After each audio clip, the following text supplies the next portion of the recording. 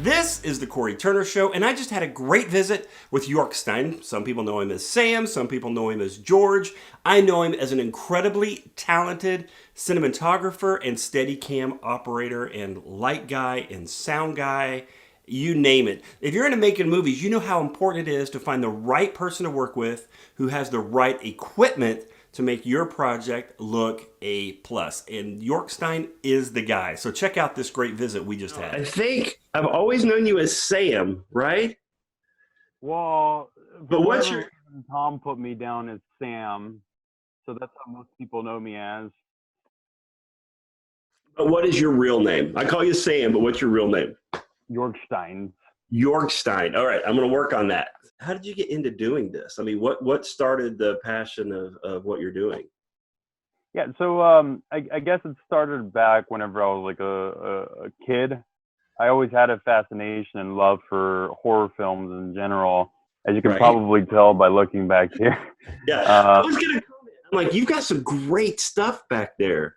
Yeah, I mean, there's like a couple of things around everywhere, and even in front of the room, there's more stuff. But that's awesome. I can throughout the whole place. Yeah, I barely have space for a lot of my stuff. Next time, you got to take us on a full tour. Yeah, but it basically started because I had a fascination for the big guy Godzilla and a couple of other horror films like Nightmare on Elm Street, Halloween. You know, pretty big staples, Nosferatu, or even more murkier films like The Deadly Spawn, which are, you know, more underground films. Yeah. But ever since I was a kid, I always wanted to be a filmmaker, or actually a film director at that point. But I didn't grow up with any film people, so it basically just leaned on me as a kid to try to kind of learn everything. So I kind of did like these stop animation Godzilla videos, which I have no idea where they're at now. Oh man, I wish we had those. Don't you wish you had those now? I don't know where they're at. They used to be on an old computer, and that old computer's gone. Right. I don't know. With all these movings and all this other stuff, I don't know where that computer actually went. Which is I always tell everybody some of my best stuff has been lost in all my moves. The really good stuff, I can't find that anymore. But yeah, I started on my own. So like I learned every single department, from like sound to camera to makeup to special effects to you know, everything from pre to post production. I basically learned on my own because, you know, there wasn't anybody else during my middle school to actually elementary through high school years. Now, I want to ask you about that, because a lot of the times, for those of us that are filmmakers or have that passion, and we don't have anybody around us, was your family looking at you like, what are you doing? Why are you wasting your time? Were they supportive? How did that work out? Actually, to this moment, my family does not help out much with filmmaking. It's more of because really, honestly, you had, I don't know if you still do, but you had like a real job. What I call a real job, right? What was that? So I was a futures broker and a market maker in an international international equities trader in a futures market maker and trader. And I'm not laughing at the position, because that's an amazing position, but it is about as polar opposite as you can get from, like, especially like horror movies and stuff like that, right? Oh yeah. Well, I mean, I'm a very technical person, right? So numbers was always a big thing. If it wasn't the markets that I was going to be involved in, it was guaranteed that I was probably going to be some kind of like mathematician or physicist of some sort. Right. Yes. Like, because being on set with you, I will say, sometimes people either go really tech or they don't give you enough information. The way your brain was able to break down the set and how you were going to set stuff up, even during our walkthrough, because that night before on Dark Streets, on Tom Young's movie, we did a walkthrough, and you were just, it was almost like you were telling a story of how this was all going to set up and how this light was going to move here and how this is going to go there. And it was really reassuring, and knowing it's like, oh, Sam has got it. Like, you've got it taken care of. And that was really good to see, because like I say, you've been on some sets where it doesn't go that way. So middle school and all that, you knew you wanted to do film. So you just kept kind of doing that on the side, even when you started doing the futures? Well, actually, a funny thing, I actually got involved more with music at the time. Okay. And I was more of a CFD trader in my earlier days. And basically, I was worried more about how much more money I can make than I was about filmmaking. But then I went through a bad bust, and then I had to get a real job to be able to afford the expenses I encountered. Right. But Yep. through that, I was kind of rediscovering myself, and I kind of uncovered everything that I really liked, because at the time I was like pretty um what's the good saying? It felt empty, like I was just doing everything kind of in vain. So I looked back at my older works and stuff and all that I've done in my past, and I realized that my love comes more down to creating and being like a some kind of auteur, at least in a dominion that I feel like I could really flourish in. And filmmaking has always felt kind of like it takes so many knowledges and skills to be able to make something work, because if one little component in film isn't working, or it's even like the smallest thing like set design, or actually that's not a small thing, like audio, let's say that, Sure. it ruins the whole thing, you know? Right. Or even distribution can ruin the whole picture, because like nobody will see it. Right. Yes. You know? It's funny you say it, because I try to explain that to people, because most people, if we're in our film industries, we have a day job and then we have what we call our passion job, and that's what's our passion job. But for me, being creative recharges the batteries. So doing this show, talking to you guys, creating the YouTube show, doing different things, working on different scripts and movies, that's what recharges the battery for me. So a lot of people are like, why do you work yourself 24 hours a day? It's like you have two jobs. It's like, but this job it's still work, because you got to be good at it. But it gives me energy. That's where I draw my energy from. So it sounds like this is kind of the same for you. Well, I mean, I no longer have a quote unquote regular job. Yeah. I just practically work on my passions. That is, I still like make and sell masks and props and stuff, and that's cool. That kind of keeps me afloat. Yeah. Then the other thing is I also still try to work around trying to trade and other things, that way I don't have to go back and work around on my dead end office job, which it wasn't really a dead end office job, but I'd rather be doing something as myself. Far as for your passion, it was right. Right. I don't like the idea of working under anybody. It's always like, I'm not working for me. I'm working for other people. Right. It's funny. I was talking to Todd Jenkins. We did an interview the other day, and he said, you have to sell out. Like if you're a filmmaker, you have to sell out to your movie. Like you got to sell out to your passions a lot of times, because you can't just half do it, because then you'll never know if it gets there. So I think it's amazing that you've had the opportunity to be able to go really full time into what you want to do. In that, what do you really, there's so many different titles on set, right? We got cinematographers and we got DPs, but you can go through the whole game. But what do you really call yourself? I know it changes from set to set, but what do you really kind of classify yourself as? So I usually like to classify myself as either a cinematographer or a Steadicam operator, because that's usually what I'm picked up as the most in most jobs. Actually, mainly as a Steadicam operator, because there's not many of us, and I'm the least expensive, and I also bring the whole shebang. I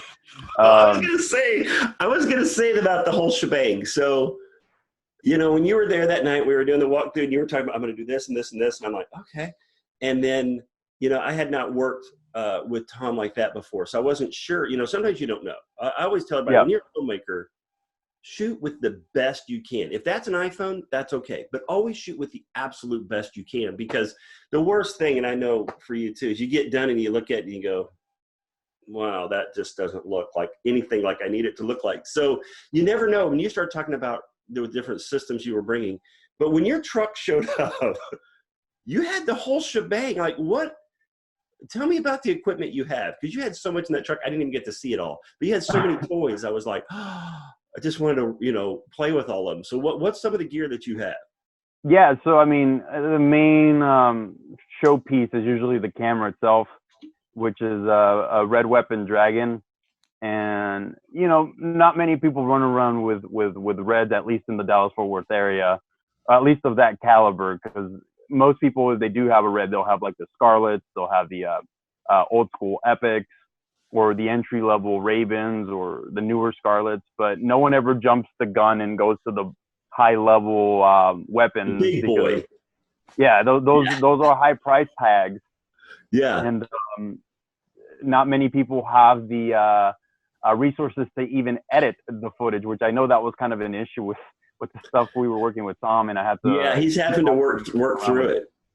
Yeah, because it requires big computers to really make it work, or else like you're gonna be working around with like this never-ending rendering, and it can be a headache.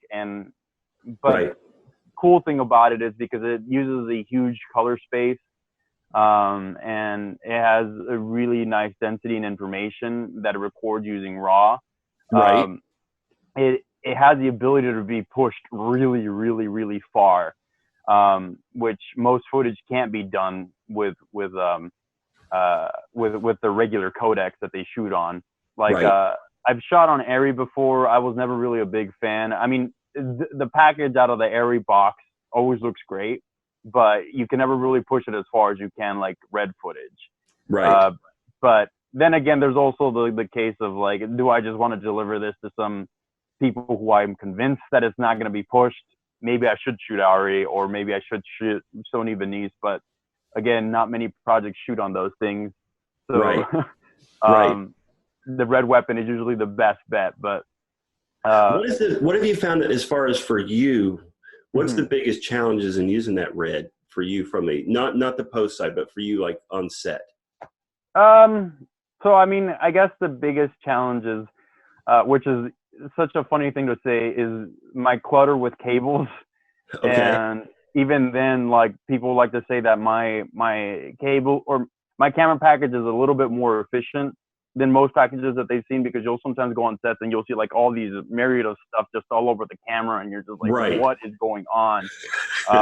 And I like, as you could probably tell, a lot of efficiency.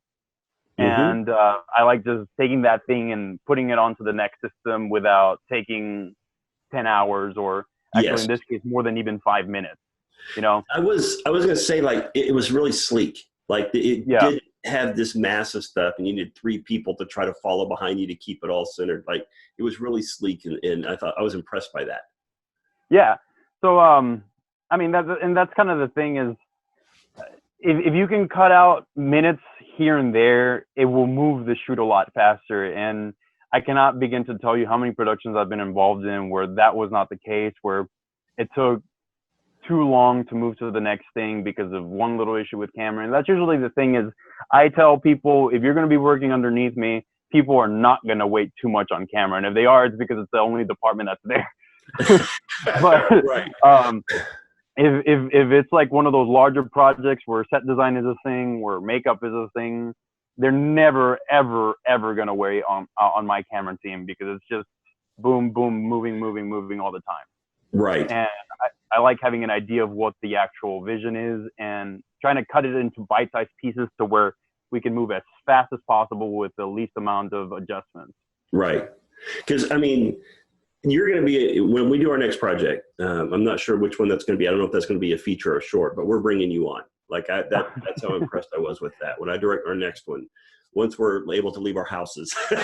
So for sure. You're probably like, but definitely, because I was impressed with your knowledge of the camera and setting up and speed, especially in the low budget. That's so important. I mean, we filmed that whole thing in one evening. There were multiple setups, multiple light moves. Now, but it wasn't just the camera that you need. Like, you know, an extensive thing about lighting as well. Like you have a big control over that. And I think earlier you said like you tried to learn all of it, and you do. So I mean, and you have a huge lighting package that you bring to the set as well. So yeah, I was going to touch base on the rest of the equipment. So obviously there was the lighting package as well. And, you know, I can't count enough how many times I show up to a shoot and they don't have enough lights, or the lights that they do have don't have enough punch.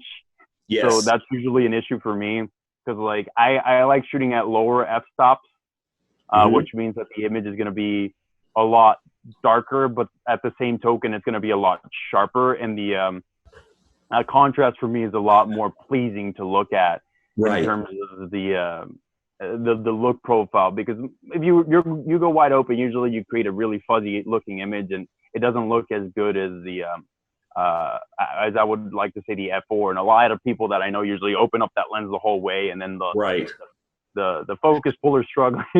Yeah, so you lose the image. You lose that crispness that you would have by bringing it down. Yeah. Yeah. And the image is all kind of fuzzy, and then you have chromatic aberrations, at least with anamorphic lenses, where you would introduce like these purples and blues through like lights and stuff, which just would not look good, and it's just not as nice, crisp, clean as you would want it to be. But yeah, the lighting package, it was all out of the sheer fact that, again, I've been involved in multiple shoots, and there just never is enough lights. And I can tell you that a million times, that even with the lighting package that I have, I still need supplemental lights. Like I would have liked to have the gigantic panel that you saw, at least like 3 or 4 more of those guys, because that would have been like a lifesaver for like lighting super far, because we were lighting really far.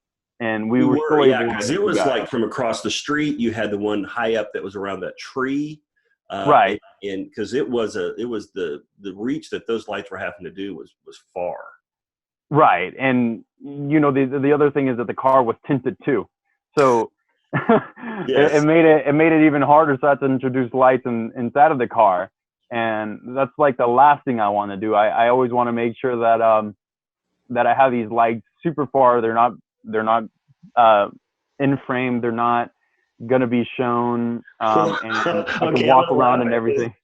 I was laughing because you're talking about how like your camera is really kind of sleek, and it had to be because you had to crawl in the back of that pickup truck, like in that little tiny extended bed, the cab. So you're back there. Well, we need more light, and it's like you just kept popping out. Like, here, that's a magnet light. Just stick that up here. Just throw that. I'm like, where are you getting all of these toys and all these little light strips and big lights? I was like, I should have filmed behind the scenes because I was really impressed. You're like, nah, here, put that up. Here, throw that over there. I'm like, that was cool. That was cool. Because that truck was a hard one to light. It was pretty tough. And you had that street light that was causing some issues too. It was nice, but then it was causing some different things as well. So I thought that was pretty funny. Yeah. Well, I mean, okay. And then sound too. So you had all the sound covered as well. Right. So that was actually my sound package as well. The funny thing is, going back to titles, is that some people know me as different things depending on what era of my working in the professional side I started in. Some people know me only as a sound guy, because I started off as a sound guy. Okay. And a lot of people usually hire me for that because I know a lot about how to mix properly. I know how to set proper decibel range, so you have the most amount of dynamic range in the audio. I know how to mix out things that aren't supposed to be there while it's there. One of the fancy things is I used to have a sound device at 633, but I got rid of that trying to get a sound device at 688. Okay. Simply out of the sheer fact that I wanted more channels. But with the sound device at 633, it has an auto mixer called the Bob Dugan Auto Mix. So what it does is it has 3 different channels, and or essentially think of 3 different channels, and you have like subject 1, subject 2, and then you have like, let's say, an AC going off, right? Okay. So what the Bob Dugan Auto Mix is, it essentially reads the level of subject 1, subject 2, and subject 3, and basically removes the feed from each one of them. That way it's just a clean one of subject 2, clean one of subject 1, and a clean one of subject 3, which is the AC. And essentially what you do is you remove this track from the audio track, and you essentially stay with this really clean sound of just the 2 people speaking without this third noisy sound. Right. And it, makes workflow and post super nice. So easy. I tell you, it's such a tough thing. It's like everything has to be watched. Like, it has to look good, but if you can't hear it, I mean, I've seen so many really well done films, but the sound was just terrible, and it took away from it. If you can't really hear it, you can't get into it, and it's hard. You now the package you brought, of course, you had all your stuff there, but we were all wireless that night. You lapelled all right, and that was super easy from our standpoint. Right. So I had the Sennheiser's AVX MKE2s, which is the highest end version of the AVX system, which produces the most clear sound, because I personally don't like the sound of lavs because it sounds too nasally. Right. Because it's obviously here instead of here. And then also the way that the way that a boom mic is constructed, it produces or it collects the bass tones a lot more naturally than it does a lav. And I mean, I could have wished I would have had a different system, but you know, working off of that, it's a good fallback. Like a lot of productions don't even start off with that, you know. Yeah, that would be an upgrade for most productions.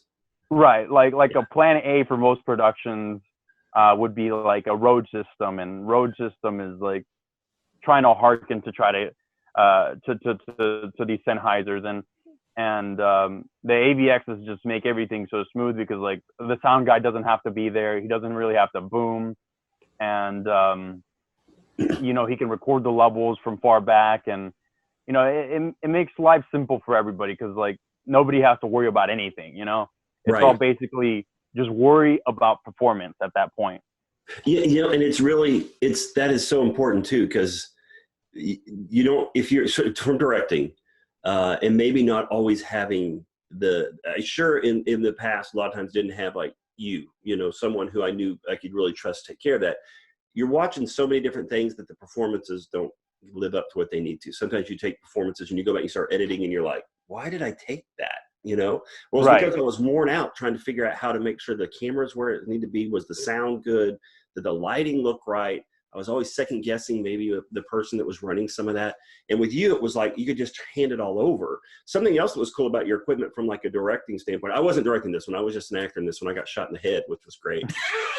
But I think I've died in almost every movie I've been in. But you had so many remote options for the director and the performance. So there was a monitor that was probably 30 feet away that we could watch everything that you were filming. So as a director, you could stand back there. And you also had a mobile one that they could walk around with and look at and see what was happening and did they like the shots. And I thought if a director has those tools, the security they feel in that, and then they can just focus on the actors. So is that stuff you normally bring, that kind of equipment where the director has it as something they have to ask for? So, you know, the funny thing is like all that equipment I just bring out because it's like, it makes my life easier. It's not so much because like, you know, I go like, oh yeah, let me just do this because it'll make their life easier. It's usually because like, I need to make sure I have access to this while I'm doing something else, or, you know, the focus puller has his own thing and I don't have to worry about focus. But yes, actually that's stuff I normally whip out because like I usually don't trust other systems, which is I'll say you being selfish totally pays off for us because that totally helps. Well, I mean, go ahead. I was gonna say like there's been other productions I've worked on and they have their own wireless systems and they'll be going kaput all the time and like they're super clunky, they're super heavy, they take a lot to lug around, and my systems are a lot more sleek. And the quality of them can handle a lot more. Like the Small HD 1703 P3X, which is a 17-inch monitor that the focus puller had. Right. That thing is literally legitimately bulletproof. And that's up to like, I think 7.62 by 39 millimeter, which is basically an AK round, but to the back. And to the front, it could take bats, but it just can't take, you know, obviously gunshots. But the thing is that they're really high-end pieces of equipment that we can always count on, and the color science that it has behind it, which the 1703 P3X is DCI P3 color space, which most people know that you want to go on a great base off of Rec 709, right? Which is basically your standard TVs and stuff like that, which, you know, or computers, which many people will view it in. But DCI P3 is basically almost like your theater screens, your IMAX screens, your higher end wanting to look at it, making sure that you have the right color profile. That's basically what we were looking at back on the shoot. Something where we're trying to prep this thing for something even past television. Right. You know? But you're not limiting yourself to just, hey, this is just going to be on YouTube, or hey, this just might be on TV. Now, if you get the opportunity to go all the way, you have it, and you're right. And that's huge. Precisely. And I was going to talk about your focus puller. Do you normally how many crew do you normally bring with you? Because you had a good little crew with you, Is that your normal? Do you do stuff usually by yourself? Is that dictated by, I know it's probably what makes it easier for you. Yeah. So again, it depends on the shoot. Sometimes I'll just bring my focus puller, and actually that's usually the only person I tend to bring on a production where they just want to bring me on board, and they don't want to bring anybody else. I legitimately tell them I have to bring my first AC because he knows my workflow better than anybody else, and he knows my equipment in and out.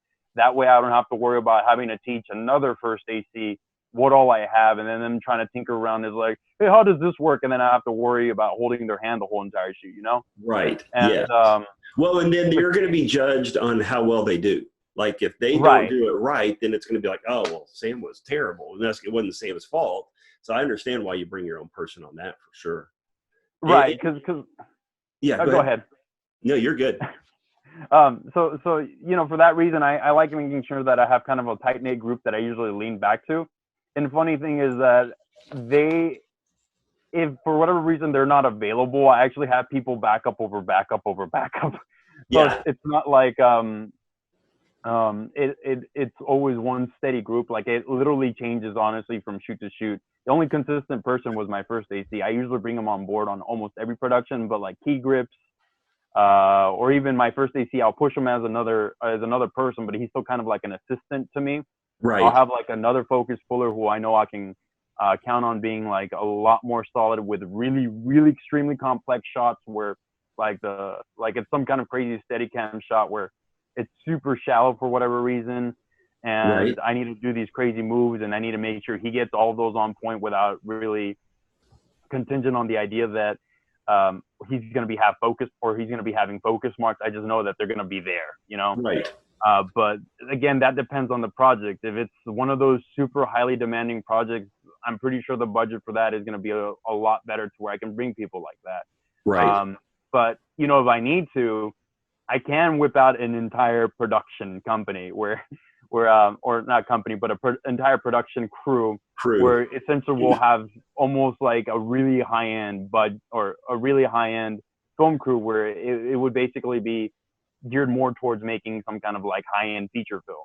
Right. That way we can make it move as efficient as possible, because I mean, again, my thing is making sure that efficiency is a key thing. Yes. But, you know, again, I usually also go back and make sure, does this fit along with what we're shooting with? Because ultimately that's the thing.